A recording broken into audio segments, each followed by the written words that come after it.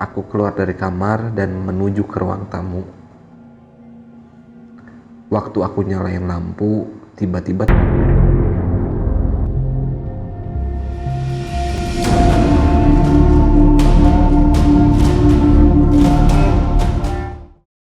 Oke guys, balik lagi di Terjadi Horor. Segmen kali ini kita mau ceritain lagi pengalaman horor dari teman-teman yang udah ngirimin ceritanya lewat email. Ini ada salah satu kisah dari teman kita, subscriber kita juga, yang lumayan panjang ya ceritanya.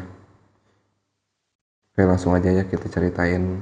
Ini katanya ada cerita horor kerasukan di rumah lama.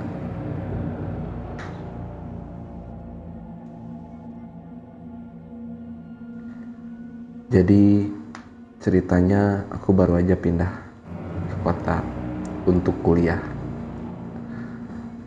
dan aku dapat kamar di rumah lama yang ada di sekitar kampus. Rumah ini sepertinya udah lama nggak dihuni, dan suasananya tuh agak aneh. Tapi karena harga sewa yang cukup murah, aku akhirnya mutusin buat nginep di sana. Kampusku juga kelihatannya cukup tua. Banyak gedung yang sudah berumur dan punya sejarah panjang. Pada awalnya aku nggak terlalu mikirin hal-hal aneh di sekitaran rumah ataupun di sekitaran kampus. Tapi lama-kelamaan semakin banyak kejadian yang nggak bisa dijelasin. Sering banget aku dengar suara langkah kaki di lorong kampus, padahal nggak ada orang lewat. Kadang juga ada suara pintu terbuka dan kadang nutup sendiri. Pokoknya banyak benda yang bergerak sendiri. Mungkin ini ceritanya dari rumah, sama di kampusnya juga kayaknya ada cerita horor gitu, ada cerita mistisnya juga. Kemudian suatu malam aku lagi belajar di kamar rumah lama itu, dan tiba-tiba aku ngerasa kayak ada yang ngeliatin dari arah belakang. Aku coba nggak mikirin dan lanjut belajar, tapi rasanya nggak enak. Tiba-tiba aku dengar suara pintu kamarku dibuka pelan-pelan. Kemudian aku nengok dan nggak ada siapapun, nggak ada yang bukain pintu.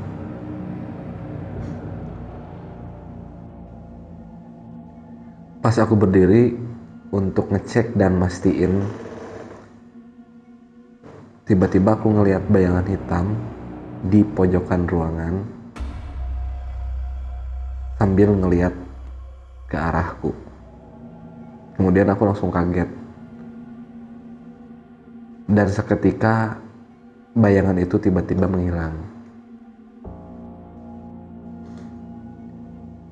Gak berselang lama, aku langsung ngerasain hawanya beda, gak tenang, tapi gimana caranya nggak kebawa panik katanya.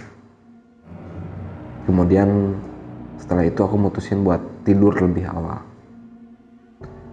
Tapi pas tengah malam aku kebangun karena ada suara tangisan seorang perempuan, dan suara itu datang dari luar kamar. Tapi anehnya rumah itu sepi banget. Aku nggak coba peduli, tapi lagi-lagi suara tangisan itu semakin keras dan terdengar sangat dekat. Akhirnya aku mutusin buat keluar rumah, keluar kamar gitu ya. Dan melihat itu adalah salah satu keputusan terburuk dalam hidupku. Jadi aku keluar dari kamar dan menuju ke ruang tamu. Waktu aku nyalain lampu, tiba-tiba tangisan itu berhenti. Dan semuanya jadi hening banget. Aku gak tahu kenapa, tapi aku ngerasa ada yang gak beres nih. Kemudian saat aku berbalik ke arah kamar buat kembali, tiba-tiba tubuhku merasa berat banget. Dan aku ngerasa ada sesuatu yang ngikutin. Seolah-olah ada energi yang gak kelihatan, tapi bisa aku rasain. Dari situ aku gak bisa bergerak. Badan tuh kaku, sekaku-kakunya, kayak patung. Dan saat itu entah kenapa aku ngerasa kayak yang kerasukan. Kemudian aku mulai merasa berat dada, kayak yang sesek, kayak yang ada nindih, ada yang mungkin ya kayak erup-erup lagi gitu. Terus tiba-tiba suara bisikan terdengar di telingaku. Nggak jelas kata-katanya, tapi aku bisa ngerasain ketakutannya. Aku akhirnya nggak bisa ngelawan, dan tubuhku mulai goyang sendiri, seolah dikendalikan sama sesuatu yang nggak terlihat.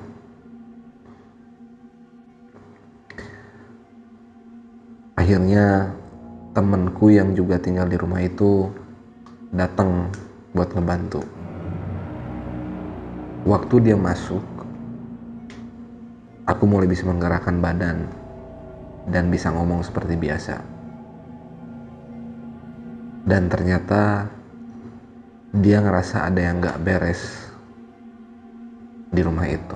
Temennya juga mungkin kayaknya ngerasa ada yang gak beres gitu, ngerasanya sama, punya perasaan yang sama lah gitu. Dan dia langsung nyari benda-benda yang bisa bantu ngusir energi negatif.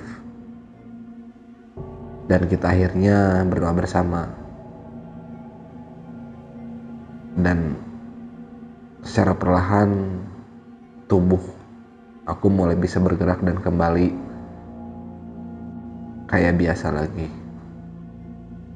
Kemudian setelah kejadian itu aku baru sadar kalau ada kekuatan lain yang mungkin tinggal di sekitaran rumah dan area kampus di sini. Ada sesuatu yang gak bisa aku jelasin secara logika. Aku gak tahu apa itu energi buruk yang tersisa dari sejarah kampus atau rumah itu. Energi yang lebih jahat yang sedang mengintai. Tapi satu hal yang pasti, kejadian itu bikin aku gak berani balik lagi ke rumah dan ke kampus itu. Kejadian itu bikin aku gak berani balik lagi ke kampus itu, apalagi ke rumah lama itu. Itu mungkin teman-teman salah satu cerita dari teman kita yang ngalamin kisah horor di kampus, bukan di kampus ya, di sewaktu masa kuliah mungkin ya, di kosannya mungkin atau di daerah kampusnya gitu, yang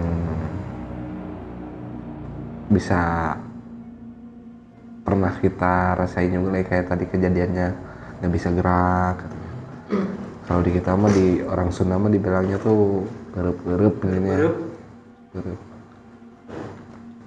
Tapi kenapa ya lamun tiap kampus suka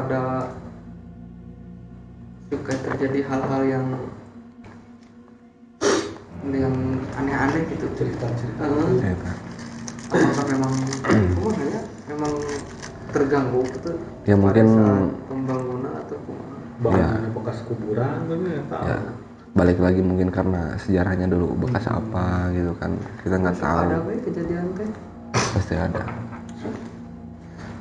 apalagi di gedung-gedung bangunan-bangunan yang udah lama banget gitu, para rumah-rumah tua ya, kalau kata orang-orang dulu kan banyak peninggalan, dari mulai benda